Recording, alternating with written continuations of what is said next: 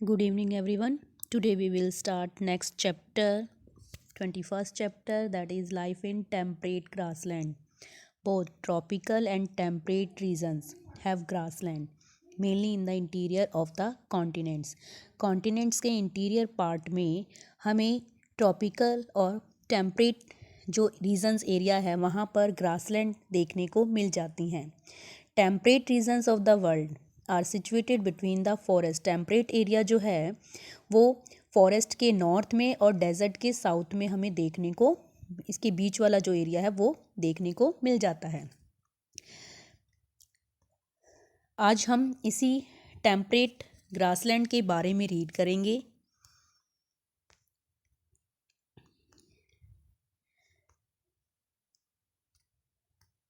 Firstly बात करते हैं हम ट्रॉपिकल और टेम्परेट रीजन्स की. देखिए बेटा, ये है इक्वेटर और ये 23.5 डिग्री नॉर्थ, 23.5 डिग्री साउथ. ये ट्रॉपिक ऑफ कैंसर और ये ट्रॉपिक ऑफ कैप्रिकॉर्न. ये जो एरिया है बेटा, ये ट्रॉपिकल एरिया है.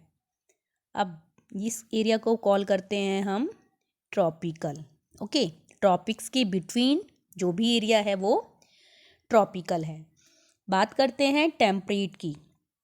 तो जैसा कि हमने पढ़ा था 66.5 डिग्री नॉर्थ, 66.5 साउथ, यहाँ से यहाँ तक है क्या, टेम्परेट जोन. ओके, तो जैसा कि हम ग्लोब के थ्रू देख चुके हैं कि ट्रॉपिकल रीजन्स कौन सा होता है और टेम्परेट रीजन्स कौन सा होता है. ठीक है, तो अब हम बात कर रहे हैं the temperate grasslands of the world extend between, कि यहाँ पर वर्ल्ड के जो भी ग्रासलैंड हैं, कौन से, टेम्परेट ग्रासलैंड, वो किस लैटिट्यूड पर हैं, 30 डिग्री 30 डिग्री और से लेकर 50 डिग्री, दोनों ही हेमिस्फीयर में, 30 से लेकर 50 डिग्री लैटिट्यूड्स तक. लैटिट्यूड्स कौन सी होती हैं, ये वाली इक्वेटर के पैरेलल में. तो 30 डिग्री से 50 डिग्री लैटिट्यूड जो है यहाँ पर पाई जाती हैं टेम्परेट ग्रासलैंड, दोनों ही हेमिस्फीयर में, इक्वेटर से ऊपर भी और इक्वेटर से नीचे भी, मतलब नॉर्दर्न हेमिस्फीयर में भी और सदर्न हेमिस्फीयर में भी. ओके,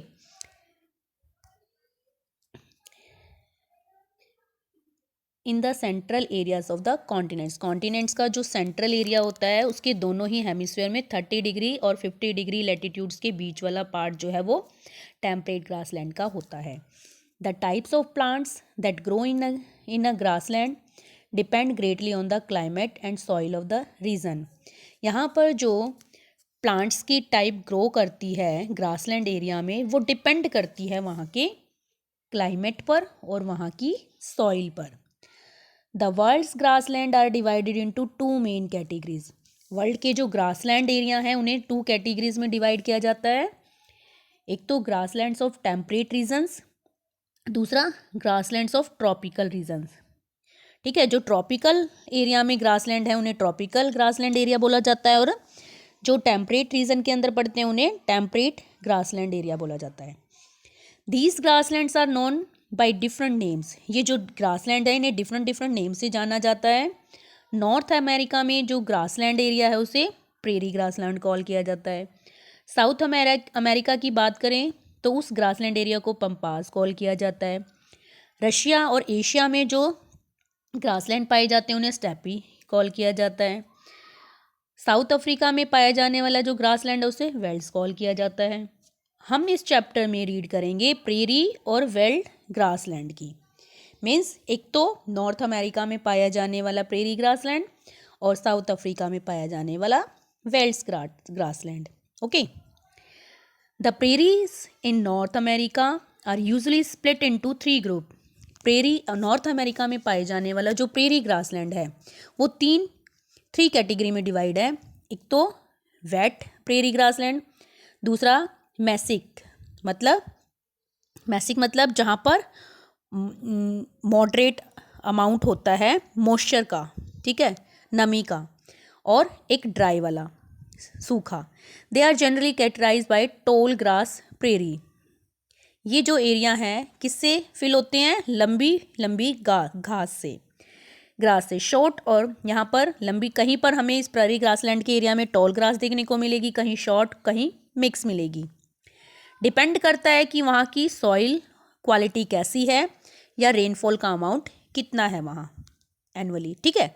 तो इस पर डिपेंड करता है कि किस तरह की ग्रासलैंड वहाँ होगी, टॉल होगी या शॉर्ट होगी या मीडियम होगी। तो ये डिपेंड करता है वहाँ की सॉइल की क्वालिटी पर और वहाँ पर होने वाला एनुअली रेनफॉल अमाउंट उस पर। स्टार्ट करते हैं प्रेरी ग्रासलैंड की। The prairies, the word prairie has been derive from French language. Prairie word जो है वो फ्रेंच लैंग्वेज से निकला है, जिसका मतलब होता है मीडो या grassland. The prairie are found in the interior parts of the USA and Canada in North America. Prairie जो ग्रासलैंड है वो यूएसए के इंटीरियर पार्ट में पाया जाता है, ठीक है, parts of the USA and Canada in North America, ठीक है। दे एक्सटेंड फ्रॉम रॉकी माउंटेन। ये प्रेरी ग्रासलैंड कहाँ से कहाँ तक कैसे फैला हुआ है? रॉकी माउंटेन्स के वेस्ट में। They extend from Rocky Mountains in the west, west में रॉकी माउंटेन्स से, और ईस्ट में ग्रेट लेक और एप्लेशियन जो हाईलैंड एरिया है, एप्लेशियन हाईलैंड मतलब ऊपर उठा हुआ एरिया है ईस्ट में, वहाँ तक फैला हुआ ये, ठीक है। जैसे ये यहाँ देख सकते हो पिक्चर में आप, ये वाला रॉकी माउंटेन्स, ठीक है,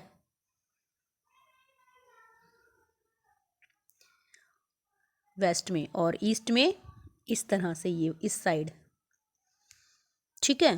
तो ये जो ग्रीन कलर का आपको सारा दिखाई दे रहा है ये वाला, ये प्रेरी ग्रासलैंड है। ये नॉर्थ अमेरिका का प्रेरी ग्रासलैंड, यहाँ इसकी पिक्चर दी हुई है।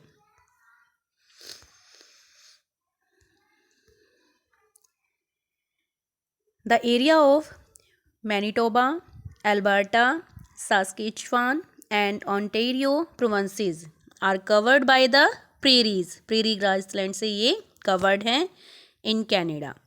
दे are drained by Saskatchewan river. ये सस्केचुआन रिवर के थ्रू ड्रेन किया जाता है ये वाला सारा area.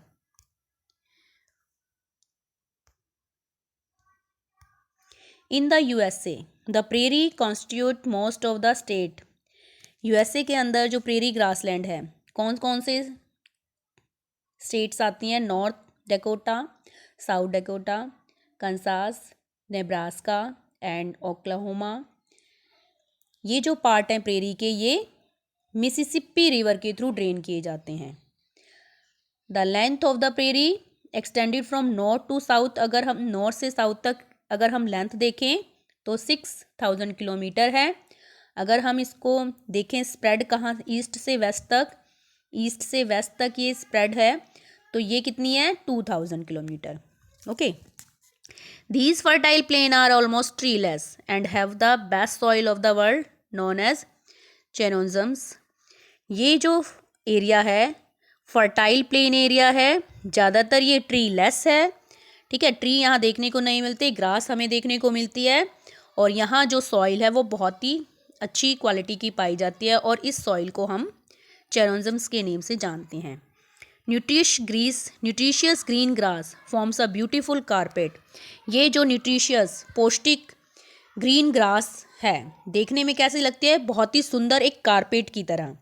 Some trees are found along the water course. कुछ ट्रीज़ यहाँ पर जो वाटर सोर्सेज एरिया हैं उनके नियर कुछ ट्रीज़ देखने को मिल जाते हैं, या फिर कुछ जो फार्मर्स का ड्वेलिंग एरिया रहने का स्थान है उसके आसपास कुछ ट्रीज़ देखने को मिल जाते हैं। किस रूप के? प्रोटेक्शन के रूप में, ताकि जब तेज आंधी हवाएं चलें तो उस टाइम पीरियड पर प्रोटेक्शन की जा सके। ओके, नेक्स्ट वीडियो में हम रीड करेंगे प्रेरी ग्रासलैंड के क्लाइमेट के बारे में।